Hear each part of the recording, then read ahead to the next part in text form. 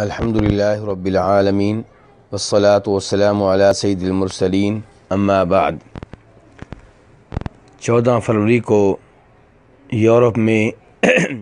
لوگ Valentine day مناتے ہیں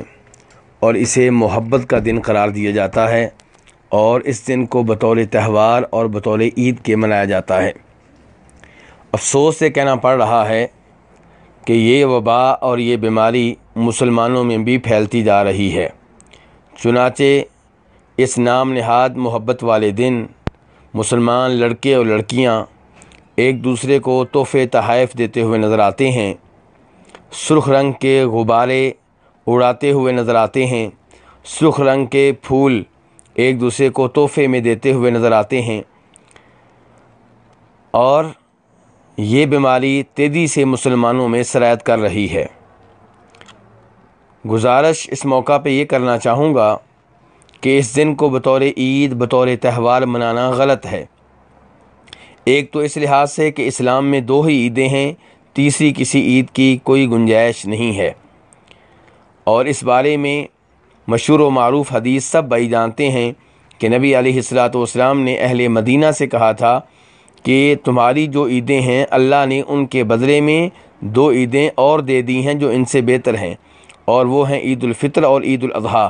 یہ ابو داؤد اور ترمذی شریف کی حدیث ہے۔ اس سے یہ معلوم ہوا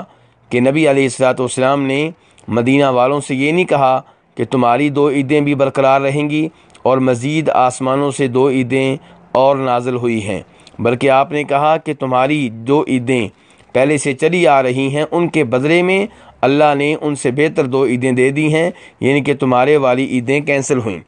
تو اسلام میں 2 ہی عیدیں ہیں، عید الفطر اور عید الاضحیٰ، تیسری کسی عید کی کوئی گنجائش نہیں ہے۔ دوسرے نمبر پہ یہ دن منانا اس لحاظ سے بھی غلط ہے کہ اس میں کافروں کی مشابہت ہے، اور ابو داؤد شریف کی حدیث ہے، آپ علیہ الصلوۃ والسلام فرماتے ہیں من تشبہ بقوم فہو منہم، جو کسی قوم کی مشابہت کرے وہ انہی میں سے ہے۔ تیسرے نمبر پہ یہ دن منانا اس لحاظ سے بھی غلط ہے کہ یہ بے حیائی کا دن ہے، اور اسلام شرم و حیا والا دین ہے، بے حیائی والا دین نہیں ہے۔ جناب عبداللہ بن عمر رضی اللہ عنہما فرماتے ہیں کہ نبی علیہ الصلوۃ والسلام ایک آدمی کے پاس سے گزرے جو اپنے بھائی کو سمجھا رہا تھا کہ تم ہر وقت شرماتے ہی رہتے ہو۔ اس قسم کی باتیں وہ کر رہا تھا جن کا مفہوم یہ تھا کہ شرم و حیا ترک کر دو، تو آپ علیہ الصلوۃ والسلام نے سمجھانے والے سے کہا دعہو، اپنے اس بھائی کو اس کی حالت پہ چھوڑ دو، شرم و حیا برقرار رہنے دو، فإن الحیاء من الایمان، کیونکہ حیا جو ہے شرم و حیا ایمان کا حصہ ہے۔ تو میرے بھائیو، اس سے معلوم ہوا کہ مومن کی یہ نشانی ہے، مومن کے ایمان کا یہ حصہ ہے کہ وہ شرم و حیا والا ہو۔ لیکن آج افسوس سے کہنا پڑ رہا ہے ویلنٹائن ڈے کے نام پہ مسلمانوں میں شرم و حیا کو ختم کیا جا رہا ہے، اور بغیرتی کو اور زنا جیسی چیزوں کو عام کیا جا رہا ہے۔ اسلام تو وہ دین شرم و حیا ہے جو مومنوں سے کہتا ہے قل للمؤمنین یغضوا من ابصارہم، کہ مومن اپنی نگاہیں جھکا کر رکھا کریں، اور یہیں اسلام مومن عورتوں سے کہتا ہے کہ وہ اپنی نگاہیں جھکا کر رکھا کریں۔ اسلام وہ دین ہے جو عورتوں سے تقاضا کرتا ہے فلا تخضعن بالقول، کہ اگر مردوں سے بات کرنی پڑ جائے تو اس آواز میں نرمی نہیں ہونی چاہیے بلکہ اس میں سنجیدگی ہونی چاہیے۔ اور اسلام وہ دین ہے جو مردوں سے کہتا ہے کہ وَإِذَا سَأَلْتُمُوهُنَّ مَتَاعًا فَاسْأَلُوهُنَّ مِنْ وَرَاءِ حجاب، کہ اگر عورتوں سے کوئی سوال کرنا ہو تو وہ بھی پردے کے پیچھے سے ہو کر کیا کرو۔ اسلام ایسا دین ہے کہ جو اس قسم کی ہدایات دیتا ہے جن کی وجہ سے انسان بے حیائی سے بچ جائے،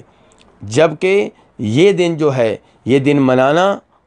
یہ بغیرتی کو، بے حیائی کو عام کرنے کے مترادف ہے۔ اور اللہ تعالیٰ ایسے لوگوں کے بارے میں فرماتے ہیں ان الذین یحبون ان تشیع الفاحشۃ فی الذین آمنوا لہم عذاب علیم فی الدنیا والآخرہ،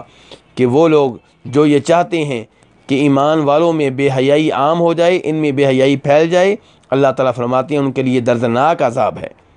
تو میرے بھائیو، اس لیے اس لعنت سے، اس وبا سے، اس بیماری سے خود بھی بچیں، اور اپنی اولاد کو بھی اس سے محفوظ رکھیں، اپنے رشتہ داروں کو بھی اس سے محفوظ رکھیں، محلہ داروں کو بھی اس سے محفوظ رکھیں۔